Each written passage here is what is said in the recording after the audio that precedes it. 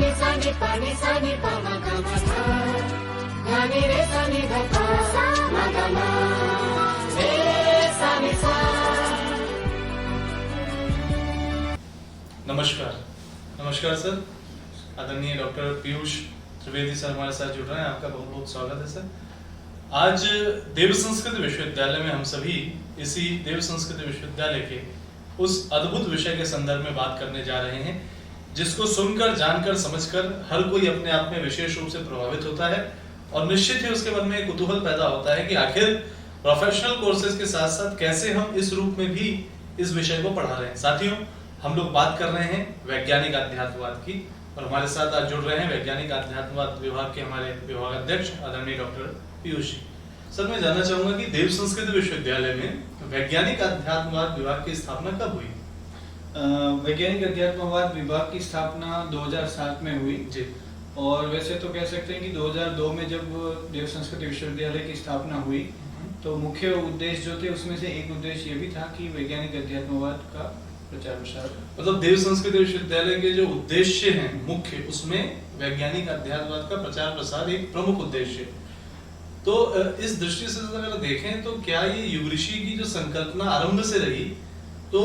उनके साहित्य के माध्यम से और मिशन के माध्यम से जो विचारधारा पहले से चल रही थी, क्या उसी का एक नया स्वरूप यहाँ से उभर के आया? हाँ, कह सकते हैं, क्योंकि ये जो साहित्य में जो वैज्ञानिक अध्यात्मवाद की सीरीज है, पहले पंडित श्री राम शर्माचार्य जी की पुस्तकें जो इसमें हैं, उसके बाद फिर डॉक्टर प्रणव पंड्या सर की जो किताबें हैं, तो उसमें उसको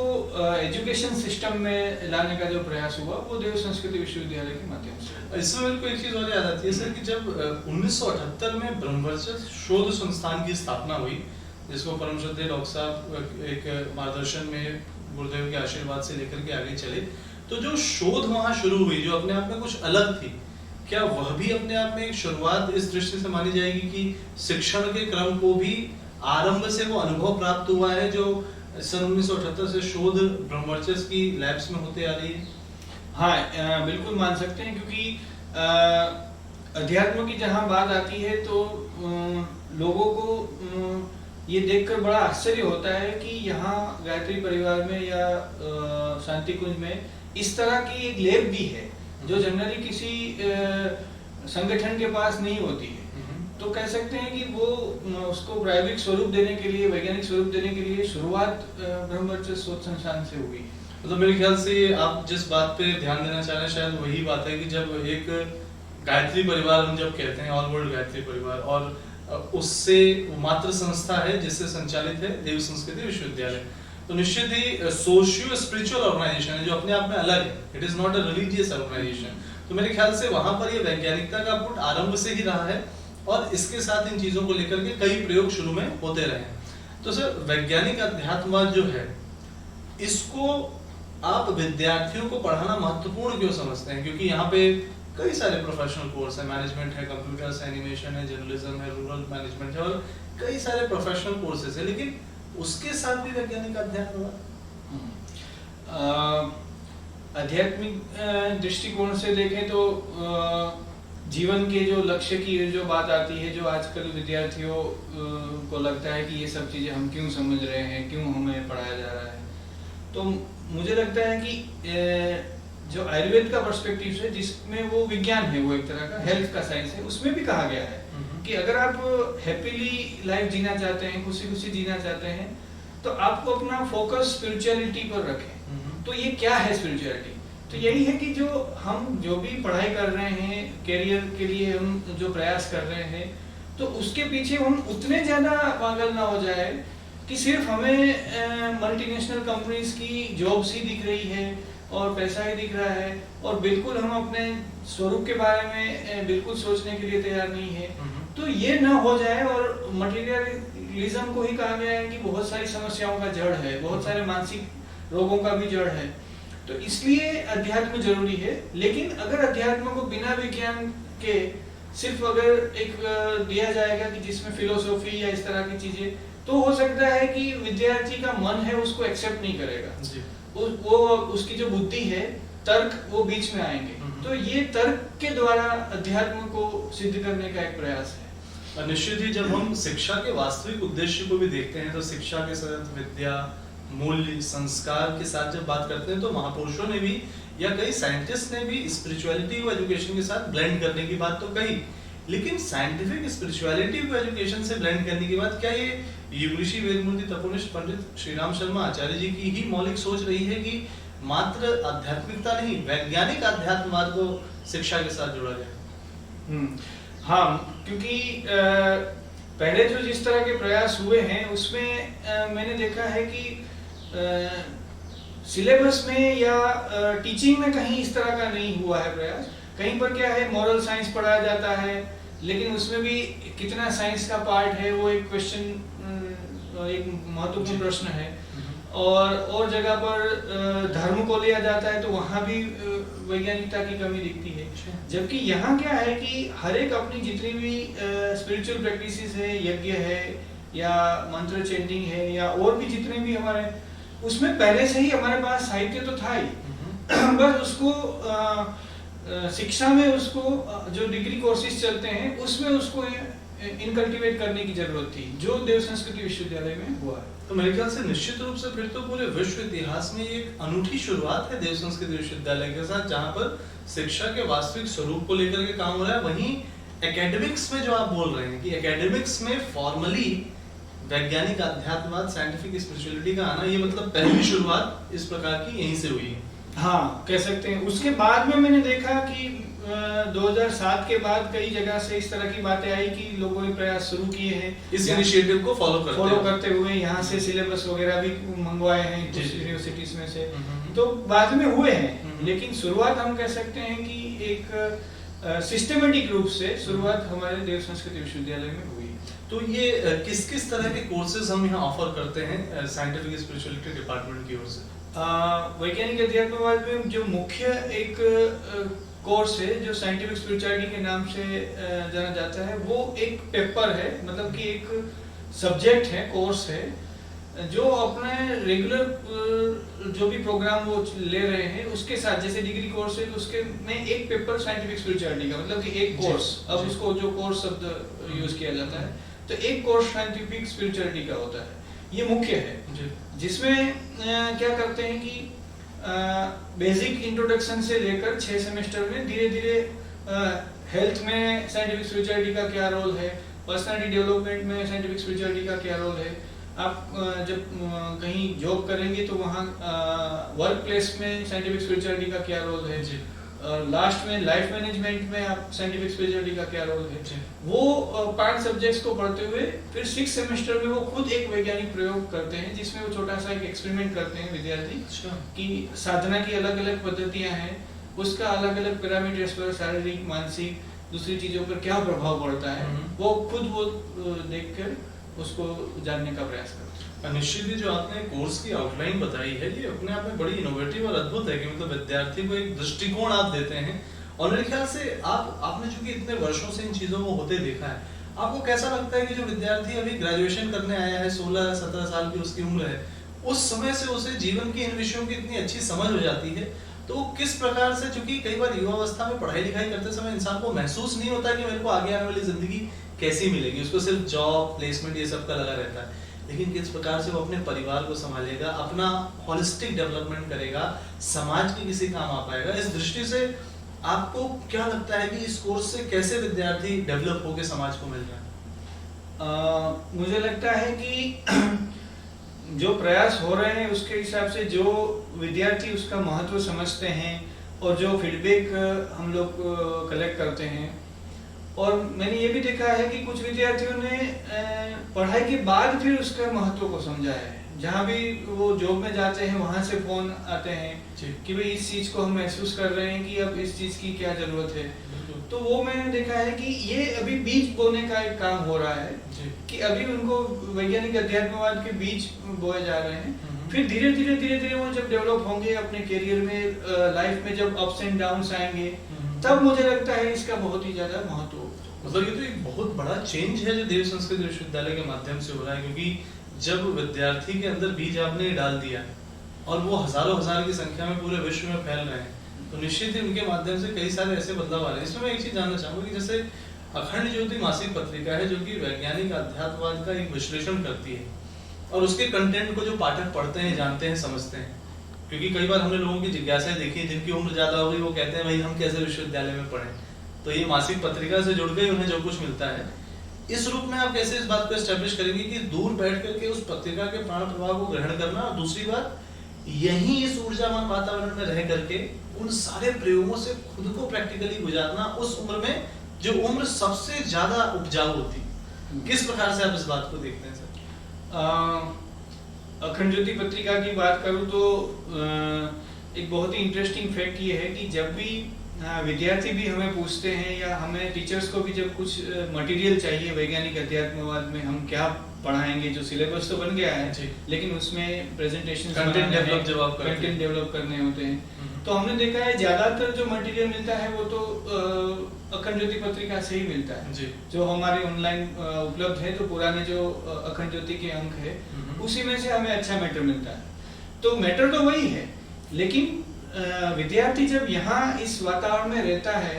वो यज्ञ को जब महसूस करता है, जब वो यज्ञ में जाता है तो उसे और ज्यादा उसमें रुचि उत्पन्न होती है। सिर्फ experiential knowledge, learning by doing जैसा कि पढ़ाई के बदले सिर्फ पढ़ने के बजाय वो देखता है। मेरे ख्याल से ये आप ऐसा कुछ कहना चाह रहे हैं कि पूरी लैब है ये जी। ये मतलब देव संस्कृत विश्वविद्यालय अपने आप में विद्यार्थी के लिए पूरी लाइफ की एक लैब है, वैज्ञानिक अध्यात्मवाद की एक लैब है, जहाँ पे आपने उसे एक बड़ा शांति प्रिय हरियाली से भरा हुआ आध्यात्मिक वातावरण दिया है। फिर चाहे वो भोजनालय में जाए, चाहे यज्ञशाला में जाए, चाहे गौशाला में जाए, चाहे क्लास में जाए, चाहे हॉस्टल में रहे, चाहे परिसर में रहे, चाहे खेल के मैदान पे रहे, हर जगह उसे उसके साथ जीने का अवसर मिल रहा है और बदलाव की उसकी कहानी, उसका अपना जीवन है। इसमें सर आपने जो एक चीज बताई कि जैसे नॉर्मल कोर्सेज में आप रेगुलर पढ़ा रहे हैं, उसके अलावा जो फाइनल ईयर में आपने कहा प्रोजेक्ट वर्क करता है विद्यार्थी, तो देव संस्कृत विश्वविद्यालय में चूंकि सारे अलग अलग विधाओं के विद्यार्थी हैं, आर्ट साइंस कॉम्बिनेशन है, इंटरडिसिप्लिनरिटी है,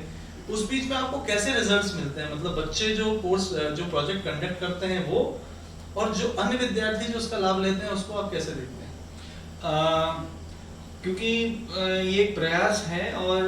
कुछ बच्चे उसमें अपनी डिफिकल्टी भी लेकर आते हैं कि भाई हम तो आर्ट्स के विद्यार्थी हैं और ये साइंटिफिक हमें समझ में नहीं आता है, पर उसको बहुत ही सरल करने का प्रयास किया है। ये तो बहुत अच्छी बात है कि आप मतलब जो फ्यूचर ऑफ एजुकेशन कहा जाता है आर्ट साइंस कॉम्बिनेशन, मतलब यहाँ पर वो ऑलरेडी एग्जिस्टिंग है कि आर्ट का बच्चा भी साइंस की भी एक अच्छी समझ रख रहा है। और वो भी हम उनको समझाते हैं कि जो मॉडर्न जो हमारा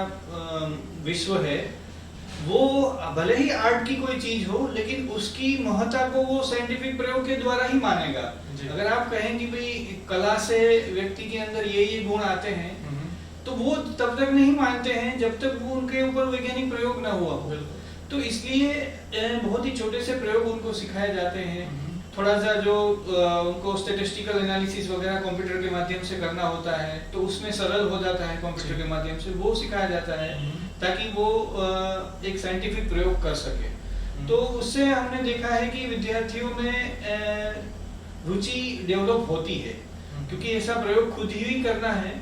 कई बार ये भी होता है कि बहुत व्यस्तता है बच्चों की, तो थोड़ा सा उनको एक बर्डन जैसा भी लगता है, सपोर्ट करते हैं। लेकिन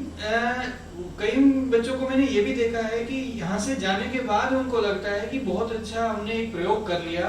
अब जब हम जॉब करते हैं तो ऐसे प्रयोग करने का मौका नहीं मिल रहा है, हम नहीं कर पा रहे हैं। अच्छा हुआ कि हमने पढ़ते पढ़ते इस तरह के कुछ प्रयोग कर बहुत बड़ा काम है जो आप बता रहे हैं कि SPSS का प्रयोग एक ग्रेजुएशन का विद्यार्थी कर ले रहा है, अच्छे रिसर्च करने के बाद लोग इसकी ट्रेनिंग लेते हैं। ये तो अपने आप में बहुत ही बड़ी अचीवमेंट है जो कि अनजाने में पूरी टीम की मेहनत से संपन्न होगी। मैं यहाँ पर सर एक चीज जानना चाहूंगा कि जो देव संस्कृत विश्वविद्यालय में एक अद्भुत परंपरा है कि श्रद्धेय कुलाधिपति महोदय स्वयं हर सप्ताह गीता और ध्यान की कक्षाएं लेते हैं, तो उन कक्षाओं के माध्यम से बहुत लाभ ऑलरेडी मेरे ख्याल से जीवन प्रबंधन की विषय के रूप में और वैज्ञानिक अध्यात्मवाद के विषय के रूप में न केवल विद्यार्थियों को बल्कि शिक्षकों को भी मिलता है। इसको आप किस रूप से देखते हैं, इस चीज को आगे बढ़ते हुए? जैसा अखंड ज्योति की हमने चर्चा की कि बहुत सारा मटेरियल अखंड ज्योति से मिलता है, उसी तरह से जो एक बात मैंने जो छूट गई जो आपने बहुत अच्छा याद दिलाया कि कई बार हमने ये देखा है कि जो क्लास में हम चर्चा करते हैं, बच्चे वहां जाके गीता की क्लास में या मेडिटेशन की क्लास में वही क्वेश्चन पूछते हैं जो हमारे सिलेबस से रिलेटेड कुछ ना कुछ होता है। तो वो मैंने देखा हुआ है कि बहुत ज्यादा कोरिलेशन है उसके कारण विद्यार्थी उसमें रुचि लेते हैं और वहां से नई चीजें सीख के आते हैं गीता और ध्यान की क्लास में, वो क्लास में भी कई बार डिस्कस करते हैं। तो उस तरह से मैंने देखा हुआ है कि वैज्ञानिक अध्यात्मवाद के लिए ये गीता और ध्यान की क्लास बहुत ही महत्वपूर्ण हो जाती है, क्योंकि ये जो क्लास में दिया जाता है टीचर के द्वारा वो एक सीमित है, जबकि ये एक विशाल समुद्र की तरह है कि जिससे वो बहुत सारे रिसर्च की संभावनाएं रहती है। बच्चों को नए नए टॉपिक्स मिलते हैं कि हाँ इस विषय पर भी हम एक प्रोजेक्ट वर्क बना सकते हैं, इस विषय पर भी हम रिसर्च कर सकते हैं। तो एक पूरा एक समुद्र की तरह और मेरे ख्याल से वो जो भी प्रोजेक्ट या प्रयोग होंगे वो उसके अपने जीवन को बेहतर बनाने या अपनों के या औरों के जीवन को बेहतर बनाने वाले होते हैं, जो डायरेक्ट इम्पैक्ट दिखाते हैं। यहाँ पर मैं सर एक बात जरूर कहना चाहूंगा, क्योंकि अभी हम वैज्ञानिक अध्यात्मवाद की वो एकेडमिक्स की साइड की बात कर रहे हैं जिसको हम देव संस्कृत विश्वविद्यालय में पढ़ाते हैं, और दूसरा कि व्यवहारिक रूप से जो यहाँ के कण कण में फैला हुआ है। यहाँ पर एक बात जो मैं सर जानना चाहूंगा कि ये जो वैज्ञानिक अध्यात्मवाद है, अगर आप अपना विद्यार्थी जीवन याद करें तो आपने या हमने शायद स्वयं से उसको कोर्स के रूप में ना पढ़ा,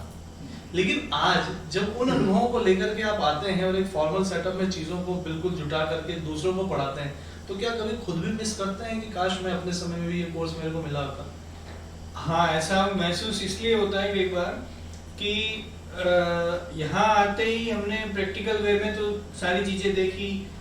हेल्थ में जब हमने चेंजेस देखे तो उसमें भी लगा कि हाँ ये भी एक तरह का प्रयोग ही है जो यहाँ आके किया और उसमें सफलता मिली। लेकिन हम एक विषय के रूप में अलग से नहीं सीखे थे, तो हमें लगता है कि अगर विषय के रूप में भी सीखे होते तो जो सिस्टमेटिक नॉलेज जो बाद में हमने सेल्फ स्टडी से या जब पीएचडी करते वक्त हमने जो क्लासेस की उससे सीखा, वो हम बैचलर डिग्री में सीख जाते। तो बैचलर डिग्री में जो मौका मिला बच्चों को, वो मौका शायद शुरुआत में नहीं मिल पाया। मेरे ख्याल से ये बात मैं यहाँ पे स्पेशली इसलिए मेंशन कर रहा हूँ क्योंकि देव संस्कृत विश्वविद्यालय में जो प्रोफेसर्स हैं वो भारत के अलग अलग क्षेत्रों से आए हैं पढ़ाई करके, और उसके बाद जब वो यहाँ आते हैं और यहाँ से होके गुजरते हैं और यहाँ में सेवा के कार्य में आगे बढ़ रहे हैं, तो निश्चित रूप से जिन विद्यार्थियों को सहजता से ये चीज शुरू से उपलब्ध हो रही है उनके लिए कितना बड़ा एक अचीवमेंट है कि उनको ये चीज इतनी आसानी से मिल रही है, उनको उससे होके गुजरना है। और जो सबसे बड़ी बात है मेरे ख्याल से इस बारे में आप क्या कहेंगे सर कि जीवन शैली, पर्यावरण, खान पान, रहन सहन, इन सब चीजों का कितना ज्यादा सपोर्ट मिलता है इस विषय को विद्यार्थी को आपको बेहतर समझाने में? उसका एक बहुत ही एक इंटरेस्टिंग उदाहरण दूं तो मैंने खुद भी देखा कि आप कितनी भी मेहनत करना चाहते हैं, कितना भी अच्छा करना चाहते हैं, जब तक कि कुछ ना कुछ लूप फोल जब हम रह जाते हैं हमारे जीवन में, जैसे कि हमारा शेड्यूल अगर अस्त व्यस्त है, हमारा आसपास का जो वातावरण है वो ठीक नहीं है, तो उसका असर हुए बिना रहता नहीं है। तो यहाँ हमने ये देखा कि ओवरऑल सारी चीजें जब व्यवस्थित बहुत रूप से चल रही है तो उसका लाभ आपको भी मिलेगा। अपना जीवन भी वही व्यवस्था और अनुशासन सीख जाता है, उसमें ढल जाते हैं हम और वो आसान हो जाता है। और ये आज के जमाने में जब हम लोग बात कर रहे हैं, हम लोग मोबाइल की दुनिया, स्मार्टफोन की दुनिया, आर्टिफिशियल इंटेलिजेंस की दुनिया और उस मेटलिज्म की प्रत्यक्षवाद की दुनिया, और उसके बीच में ही देव संस्कृत विश्वविद्यालय है जहाँ उसी दुनिया के बच्चे आते हैं और इस अनुभव से कंप्लीट ट्रांसफॉर्मेशन लेकर के न केवल अभी जाते हैं बल्कि उनके साथ ये वादा रहता है कि वो आने वाले 20, 30, 50 सालों में एक शानदार रूप में अपनी जगह उदाहरण उनके उभरेंगे। तो निश्चित रूप से बड़ी कमेंडेबल बात है। इसमें सर एक चीज और मैं कहना चाहूंगा कि कैसे आप देखते हैं कि इंटरनेशनल एक्सपेंशन विश्वविद्यालय का जो हो रहा है, तो इंटरनेशनल जो आपके पास कॉन्फ्रेंसेज होती हैं, जो ऑडियंस आती है, डिग्निटरीज आते हैं, इंटरनेशनल स्टूडेंट्स आते हैं, एमओयूज जहाँ से हैं लोगों के, वो इस रूप में कैसे अभिरुचि लेते हैं इस विषय के साथ? मैंने ये देखा, सबसे पहले एक इटली का ग्रुप आया था, उसके बाद चाइना और उसके बाद यूएस का एक डेलीगेशन आया था। तो अलग अलग जो बाहर से जो ग्रुप्स आते हैं उसमें मैंने ये देखा है कि उन लोगों की भी इसी तरह की रुचि है, इसीलिए वो यहाँ पर आए हुए हैं। लेकिन उनके पास मैंने ये देखा है कि कुछ न कुछ साइंटिफिक टूल्स पहले से उनके जो उनके यहाँ के वातावरण में रहा होगा, तो साइंटिफिक टूल्स के बारे में जनरली ज्यादा जानकारी होती है, ऐसा एक सिंपल सा देखा है मैंने। हो सकता है कि हर जगह वो सही ना हो, पर वो जैसे क्या है कि कुछ लोग हैं वो वॉइस रिकॉर्डर्स लाते हैं, कुछ लोग हैं वो अलग अलग प्रकार के मतलब उनके पास साइंटिफिक इक्विपमेंट्स हैं तो वो मैंने देखा हुआ है कि उनकी रुचि वैज्ञानिक अध्यात्मवाद में विशेष होती है, क्योंकि क्या है कि उनको विज्ञान का तो पहले से ही वो एक्सपोजर है, लेकिन अध्यात्म के एक्सपोजर की वहाँ उनको वेस्टर्न वर्ल्ड में कमी महसूस होती है, जो यहाँ के वो व्यक्त भी करते हैं। कुछ लोगों को मैंने रोते हुए भी देखा हुआ है कि जो भावनाएं जो है वो उनको नहीं मिल पाती है, तो यहाँ उनको जो ये वातावरण मिलता है, यहाँ पर ये जो अध्यात्म का प्रत्येक स्वरूप देखने को मिलता है, क्योंकि जो बातें लिखी हुई है और जो वास्तव में है उन दोनों में जो फर्क महसूस होता है वो यहाँ के महसूस करते हैं कि ये चीज देखने को भी मिल सकती है, जिसके बारे में हम सुनते हैं, लेकिन अगर देखने को भी मिल जाए तो कहते हैं कि उससे हमें और ज्यादा भरोसा हो जाता है, तो वो यहाँ उनको देखने को मिलती है। मतलब निश्चित ही जो ये देव संस्कृति विश्वविद्यालय है, ये अपने नाम के अनुरूप उसी ऋषि संस्कृति और देव संस्कृति की उस वैज्ञानिक अध्यात्मवाद की सोच को जन जन तक लाने का एक बड़ा ही अद्भुत प्रयोग कर रहा है। और मेरे ख्याल से इस दृश्य में एक अनोखी शुरुआत है। इसका भविष्य आप क्या देखते हैं सर, कि धीरे धीरे आप चीजों को आगे बढ़ते देख रहे हैं, क्या लगता है कि आने वाले समय में इसमें क्या क्या और नई शुरुआत या कुछ नया होने जा रहा है? विशेष रूप से मैं क्योंकि वैज्ञानिक अध्यात्मवाद एक पूरा समुद्र की तरह है तो मैं अपने फील्ड की बात करूं तो क्लिनिकल साइकोलॉजी में जो पीएचडी करने का यहाँ मौका मिला है, तो मैंने देखा कि मानस रोगों की चिकित्सा में भी इसका बहुत ही बड़ा स्कोप है। यहाँ जितने भी डिप्रेशन के और दूसरे अलग अलग प्रकार की मानसिक रोगों के जो क्लाइंट्स आते हैं हमारे पास, तो हम बिना किसी वेस्टर्न थेरापीज के, बिना किसी वेस्टर्न मेडिसिन के या वेस्टर्न मेडिसिन के साथ साथ उनको कॉम्प्लीमेंट्री थेरापी के रूप में देते हैं, तो उसमें बहुत अच्छे रिजल्ट्स आए। अच्छा, तो उससे मुझे लगता है कि अगर और ज्यादा हम उसको उसके ऊपर रिसर्च का काम करेंगे, साइंटिफिक काम करेंगे, तो आगे जाके जो हमारा आयुर्वेद है, हमारे जो अल्टरनेटिव थेरापीज हैं और हमारे जितने भी दूसरे अध्यात्म से संबंधित जो अपनी स्पिरिचुअल प्रैक्टिसेस है, उसके द्वारा हम बहुत अच्छा पैकेज के रूप में या बहुत अच्छे सॉल्यूशन के रूप में हम विश्व को दे सकते हैं। तो बहुत ही उज्जवल भविष्य मुझे दिख रहा है, पर्टिकुलर इस फील्ड में। और भी सारे फील्ड्स में हैं, जैसे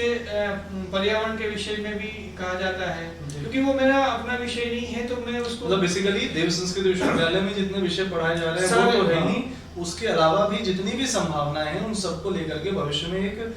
निश्चित रूप से बहुत ही शानदार एक सेंटर या एक प्रवाह जो उसका है वो जन जन तक वो संचालित होता है। इसमें लास्ट के दो प्रश्न हैं मेरे। पहला प्रश्न ये रहेगा कि देव संस्कृति विश्वविद्यालय, जहाँ से कई सारे इंटरनेशनल जर्नल्स भी प्रकाशित होते हैं, कई सारी शोध गतिविधियां चलती हैं, उनमें आप कैसे साइंटिफिक स्पिरिचुअलिटी का एक मेजर इम्प्रिंट महसूस करते हैं? विशेष रूप से अगर बात करें तो जहाँ तक मेरी जानकारी में है, पहला ऐसा इंटरडिसिप्लिनरी जर्नल जो यज्ञ के ऊपर है,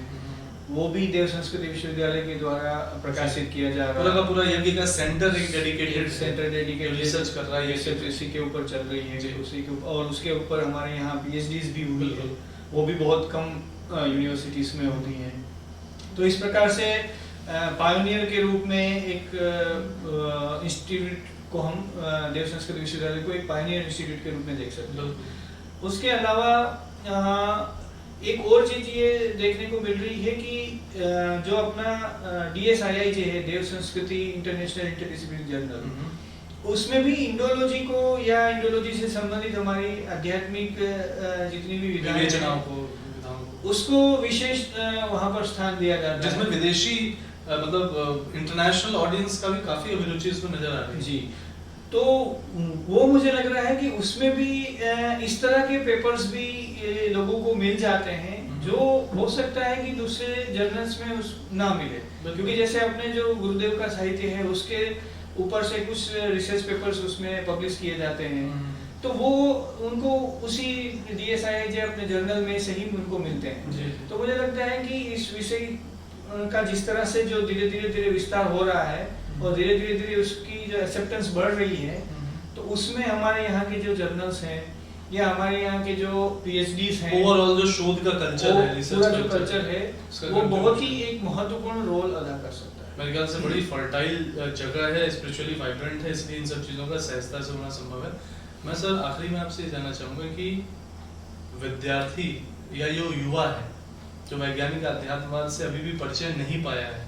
और जो पढ़ रहा है, आप कैसे उसका आह्वान करना चाहेंगे, उसको प्रेरणा देना चाहेंगे कि वो जरूर इस तरफ अपनी दृष्टि विकसित करे, और जो विद्यार्थी यहाँ से पढ़ के निहाल हो गए, जिनका जीवन बदल गया और उनको भविष्य में उसका लाभ मिल रहा है, तो ओवरऑल इस पे आप क्या कहना चाहेंगे? एक तो मैं ये कहना चाहूँगा विद्यार्थियों से कि इस तरह की जो शुरुआत हुई है देव संस्कृत विश्वविद्यालय के द्वारा, तो किसी भी माध्यम से हम जुड़ सके, चाहे अखंड ज्योति के माध्यम से हम जुड़ सके, चाहे जो लोग यहाँ आके पढ़ सकते हैं वो यहाँ पढ़ें। इवनिंग कोर्सेज भी चलाए जाते हैं जिसमें विज्ञान और अध्यात्मवाद के समन्वय का प्रयास किया गया है, तो इवनिंग कोर्स के माध्यम से जुड़ सके, तो जिस तरीके से भी जुड़ सकते हैं। लेकिन जो एक भविष्यवाणी की गई है कि भविष्य में अलग अलग धर्म, अलग अलग अध्यात्म के जो झगड़े हैं, जिसको अलग अलग नाम से पहचाने जाते हैं, वो सारी चीजें खत्म होकर लोग उसी पर विश्वास करेंगे जो अंधविश्वास से रहित विज्ञान द्वारा प्रतिपादित होगा और जो हर व्यक्ति के कल्याण के लिए वो काम करेगा। तो ये आने वाले समय का भविष्य का धर्म भी हम कह सकते हैं। तो उसको हम अपने भी जीवन में स्थान दें ताकि उसका हमें लाभ मिल सके, और जो आध्यात्मिक प्रगति और भौतिक प्रगति के लिए भी वो उतना ही महत्वपूर्ण है। तो दोनों तरह की प्रगति के लिए हमें उसका लाभ मिले। बिल्कुल, बहुत बहुत धन्यवाद सर। जैसा कि अभी हम लोगों ने डॉक्टर पीयूष जी से चर्चा करके जाना कि सही रूप उभरेगा उस दिन मानव के उत्थान का, जिस दिन होगा मिलन विश्व में धर्म और विज्ञान का। युग ऋषि वेदमूर्ति तपोनिष्ठ पंडित श्री राम शर्मा आचार्य जी ने वैज्ञानिक अध्यात्मवाद की जो सोच विश्व को दी, और परम श्रद्धेय कुलाधिपति महोदय ने, आदरणीय डॉक्टर साहब ने जिस प्रकार से परम पूज्य गुरुदेव के मार्गदर्शन में इस विधा को लेकर के सतत प्रयोग किए, आज उन प्रयोगों को होते होते कई दशक बीत गए हैं साथियों, और एक नए स्वरूप में एकेडमिक्स में एक बहुत बड़ा पाथ वेकिंग रिवॉल्यूशन देव संस्कृत विश्वविद्यालय ऑलरेडी शुरू कर चुका है। तो निश्चित रूप से आह्वान है हम सभी का कि हम विविध रूपों में इससे जुड़े और इसके जो कुछ भी लाभ है वो लाभ जन जन तक पहुंचाए, क्योंकि जैसा कि परम पूज्य गुरुदेव की बात को आपने कोट किया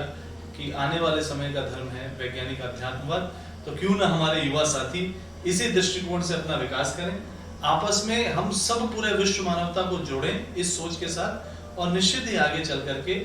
आज जिस चर्चा को हम लोग कर रहे हैं, आने वाले समय में ये बातें भी इतिहास लिखें कि किस प्रकार से देव संस्कृत विश्वविद्यालय ने, दुनिया ने जब जाना उससे दर्शकों पूर्व भी वैज्ञानिक अध्यात्मवाद पर एक पूरा का पूरा कोर्स डेवलप कर लिया। तो आपका एक बार फिर से पुनः बहुत बहुत धन्यवाद डॉक्टर साहब। तो देव संस्कृत विश्वविद्यालय की वेबसाइट www.dsvb.ac.in पर आप विश्वविद्यालय की बेहतर जानकारी ले सकते हैं। साथ ही awgp.org इस पर जाकर के अखंड ज्योति पत्रिका, लिटरेचर जो परम पूज्य गुरुदेव ने 32 से ज्यादा पुस्तकें लिखी हैं, और इसके साथ वैज्ञानिक अध्यात्मवाद पे एक पूरा बहुत बड़ा सेक्शन है, उस पर आप एक्सप्लोर कर सकते हैं। प्लीज आप एक्सप्लोर कीजिए। फिर मिलेंगे आपसे। Thank you very much. नमस्कार।